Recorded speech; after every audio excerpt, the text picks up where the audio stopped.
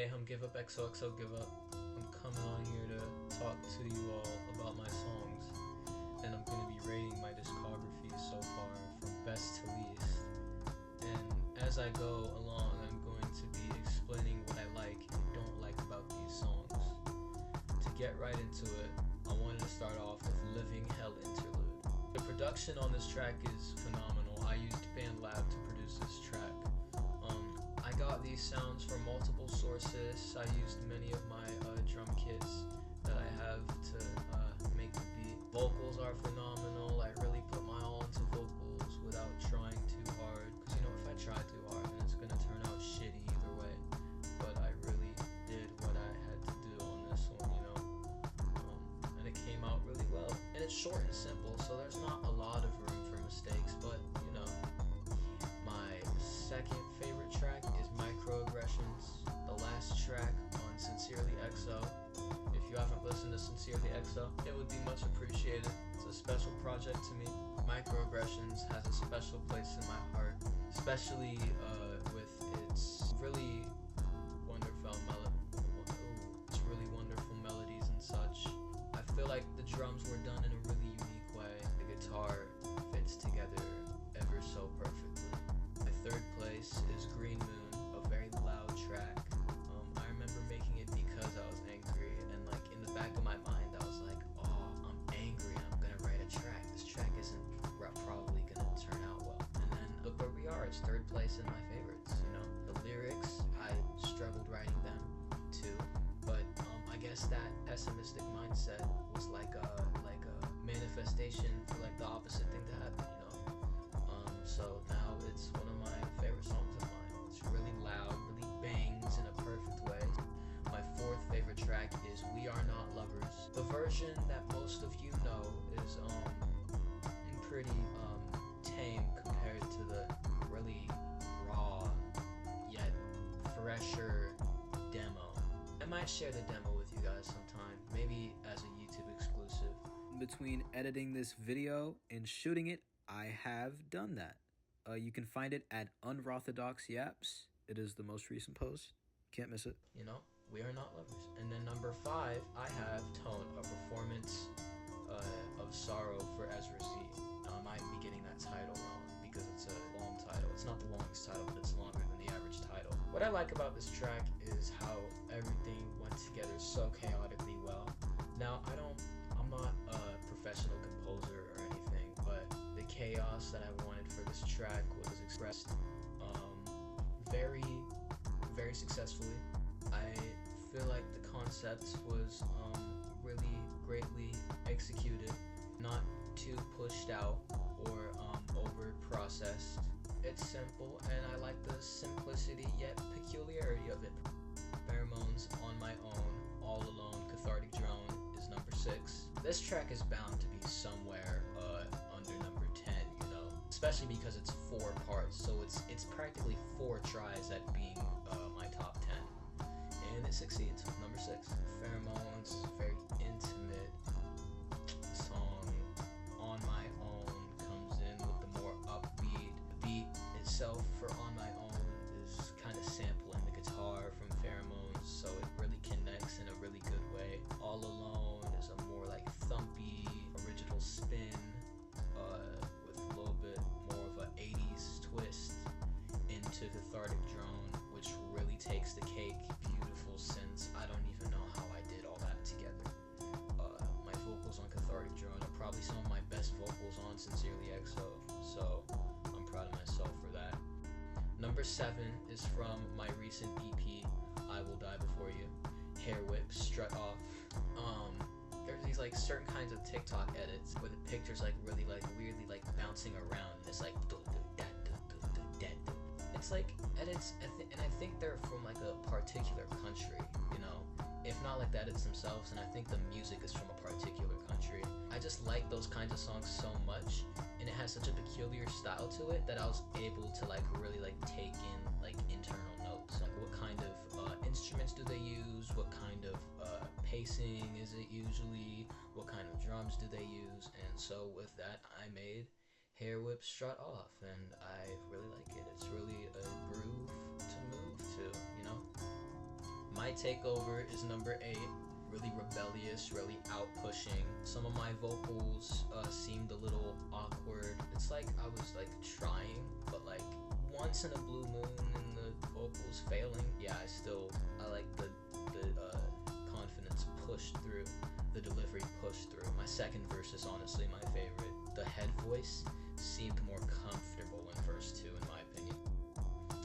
9 is another one from my most recent EP, I Will Die Before You. In Love With, featuring Acid Euphoric Cat. Up to date, that is my only feature.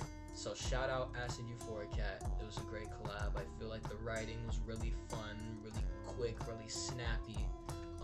If you couldn't tell when listening to the track, or if you don't know who they are at all, this track was kind of inspired off of the kind of stuff Wi-Fi Skeleton makes with the random sound effects and the really raw, intentionally poor sounding mix and the simple guitar. Since that kind of goes into Acid Euphoric Cat style, I thought he would be perfect for it. We just worked together on it. Alarm and Terror Bang is number 10. Also, yeah, the first track on I Will Die Before You. It's a very melodic track, very sensual, very carefully written. I won't say it took a lot of me writing this track because it's a very small written track. It's not the longest track I have. It doesn't have the most lyrics. It switches up a lot in every switch. I feel like I executed it well. The guitar is, I don't even know how I did it, because usually when I make instrumentals like that, they feel empty to me. Yeah, but number 11 is Bureau for me. The writing on this one is really good.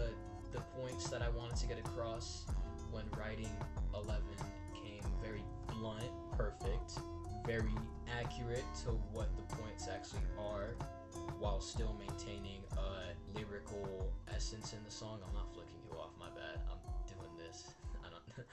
Yeah, it just all comes together really properly, you know? The mixing could surely be like way better, but you know. It is what it is, and it's still at 11, so yeah. 12 is Pretty Intro. Now, this one, I don't know if it's gonna be controversial or not. The hook instrumental beat drop, phenomenal. Probably my favorite beat drop on the album. But the verse, I feel like I delivered it ever so slightly awkward, and the lyrics are provocative in a way that future me is not gonna like. But I like it. I currently right now like it. I just know he's not gonna like it. 13 is Good Day, Thinking About Me. Everything about this track was executed well. I guess the only thing is that it's really like simple and it's short. The low end, I could have done it better. I did it great, but there's always a chance to do something better, you know, especially when you're making music like this. I definitely could have done the low end better in a way that like reduces the clipping a lot more. I could have lowered the quality in a more sensational way. But it's great for what it is. My vocals were really good. I did my vocals well. I put the different weird effects on it really good. And that's all. Sin Eater is also really good. Writing this one was like kind of corny, but at the same time it just felt like maybe I was writing it at the wrong time or with the wrong headspace to write it, to match the energy to the instrumental, you know. And the instrumental, it's great. The instrumental's great. I was surprised to start hearing it when it started getting full, because while I was making the instrumental, I was adding instruments, I was taking away instruments. I was like, when is this track going to feel full? And then when it hit, it hit. And then when it started hitting, I noticed what made it start hitting, and that's how I made it hit harder. And I added the guitar solo. And the guitar solo is my favorite part. I spent a lot of takes on that guitar solo to really perfect it, make that the best part of the song. And you get Sin Eater. At number 15, we have Bureau for Me. And then I read it back, and I was wrong, so let's do that again. At number 15, we have After Hours. After Hours feels really indie, but could have definitely been executed better. Although the writing feels really simple, yet it's sweet, like you can really feel it even if you're not fully there to feel it. Like when I listen to this track, sometimes I'm just like not fully there because I've already listened to it multiple times while making it. I've already been conscious enough while listening to it while making it, but it converted itself from my mind to the demo to the final product very well. The synth, I don't even know how I did that synth. I think that's just a default synth that I of course adjusted a little bit, but I think it's still a default synth. The drums really fit nice. Sometimes it's hard for me to find drums that clash well together. That was a big yes for After Hours overall. That places it at number 15. Number 16 is Skullbreaker. If you don't know, now you know. That's how it's pronounced. I guess the main thing about this is that it's too long, but some people would like these kinds of tracks. The low quality would probably bug certain people after a while. However, I can imagine a lot of people who fuck with it would fuck with it a lot. I feel like this track is either a big make or a big break. But music is subjective, and it really applies to this track. It's really experimental while at the same time maintaining validity amongst people who have musically open minds. It's really upbeat. I feel like everything with the chords is very compatible. It just mixes together really nice, and you can still feel the fullness of it even though it's lower quality. Every part of the EQ is still being entertained. Last time I listened, I don't know, it's been a while since I listened to it, but last time I listened to it, I recall there being a hiss on high end, so the high end even is being filled. Number 17 is for most of the same reasons. Old State Franklin. I didn't include the whole title in the note, and I'm not gonna say the full title because, like, okay. But Old State Franklin is also placed right under Skullbreaker because it is just a long ass instrumental. It's very upbeat though. The kick punches really sensationally. The drums go together with a really weird thump. Perfect, what I was aiming for. Fun fact, I actually sampled the part in Undertale where I think it's like the kid going into the elevator, like when they're going into Alphys's lab. I don't know. I digress. This track is really good. That one part of it that's like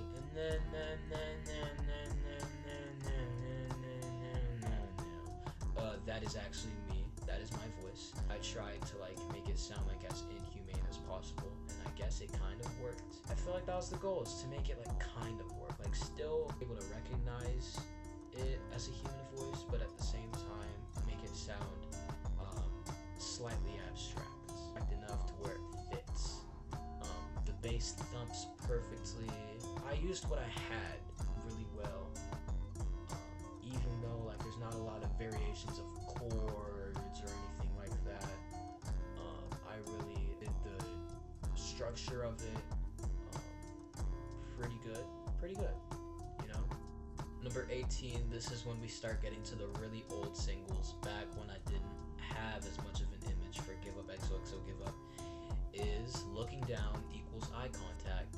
This is a deep cut, especially because it was made when I didn't know as much about music, and I didn't produce as often, so yeah, that's a plus. Looking Down Equals Eye Contact is really good in a venting sense. I made this song to really get out some feelings. I don't do that often, don't get it twisted. There's only 2 of these songs on here that I talked about where it's like I made them as an outlet. Usually it doesn't work. Usually I'm either mad and can't make a song, or I can make a song because I'm in the mood to, which is usually a positive mood. But I digress. Looking Down Equals Eye Contact is very fresh with its vocals, but I feel like that rawness, fresh and raw at the same time, like, you know, freshly raw. Like a Midwest emo kind of raw. I feel like it was executed wrongly at times. The voice crack is either a make or break for people. The voice crack at the ooh, and I could have definitely rehearsed it a few times before recording it, but other than that, you know, it's good for where it is. Number 19 is Run Away From You. It is a banger. The hook is crazy, okay. The melodies hit, okay. But I could have done way more with it. And it's a short song, so I'm sorry for being an asshole to you guys, and you're not getting a longer extended version.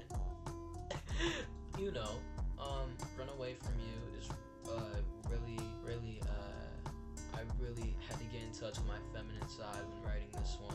I ain't never gonna run away from you, I promise. The stuttering like that, I proper could have been way better. The mixing and the way I executed this track was kind of inspired by sickle chord type stuff, so that kind of plays a part because this was a fairly old track. This is one of the first tracks I made for the album and finished. I could have done better takes on the guitar, especially now, and other than that, it's pretty good. The writing's really good for what it is, and I feel like I really got the gist across for what this track is supposed to be.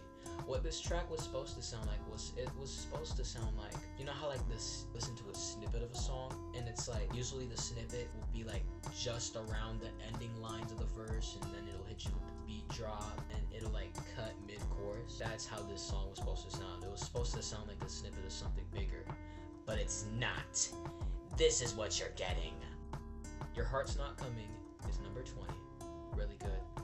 It's a deep cut. I don't listen to a lot of doom metal, but it is my favorite kind of metal. I don't know if this counts as doom metal. I tried to make like really heavy, really stone solid, bass, grumbly type metal. Fun fact, the beginning thing, the such funny words, that was trying to like find something to inspire me to like really like determine how I deliver the lyrics, what I write for the lyrics and flow of the lyrics. It's counting. Such funny words. I came up with that based off of 1, 2, 3, 4. It goes on. They stick. Lucky guess. 5, 6, 7, 8. So yeah, fun facts. Then the rest of it is really good. It could have definitely been executed better with the knowledge that I have currently, but it's not that bad, not at all.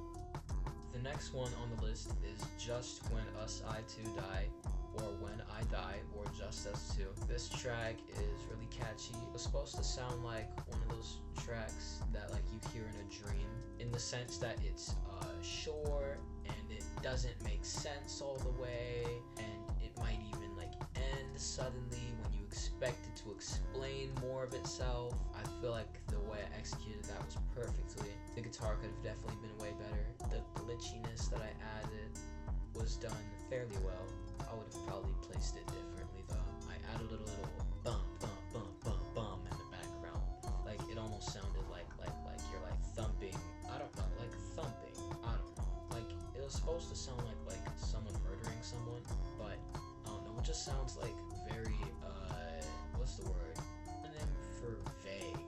Then I searched for the word on Google, and I got ambiguous. That's the word. It sounded very audibly ambiguous, like it could have been many things, but it was trying to be murder, which even that is very edgy. But overall, it was very good. And my voice wasn't as deep, because keep in mind, this is the first song, by the way. This is the first song on the account, and there's 2 more that are still lower than it. Yes, my voice sounded like a teen when I made this, but it's still really good. Very special track to me, especially because it's the first one on the platform, and I'm definitely going to keep it on SoundCloud. Number 22 is Watching My Mentality Collapse in D major. This one is just mediocre mute strumming with harmonies that are fairly good, but like the vocals sounded like awkward. You know, I have a bad habit of recording awkward vocals and just being like, fuck it, yeah, let's do it, because they're not gonna care. I mean, I care as the creator. You guys don't usually notice the awkward vocals. I know this because people say the same things about their own tracks when I don't notice it. So it's like, what's the difference? and then it's just yappity fucking yap for the next 25 seconds. So yeah. And I post it anyways. And at the final place, I wish I could crack my neck. Listen, this track is very loopy. I feel like maybe this track especially because it wasn't mixed at all. It was just a raw recording. The cover could have definitely been better, but I'm not going to change the cover. A lot of things could have been better. Even the singing itself, the point of my core that I place my voice on, it sounds weird. The energy that I bring in my voice is very inconsistent. It goes from very soulful to very silly. Like, it's going from to I don't know how to explain it, but yeah, that is 23 tracks, and it's not over yet. Definitely not. If I missed a track, then I'm not remaking this video. I already spent my time on the list, and this video's at 28 minutes when it's unedited. And then we got it to like 21, yay! So, that's all. Thank you. Sincerely, XO.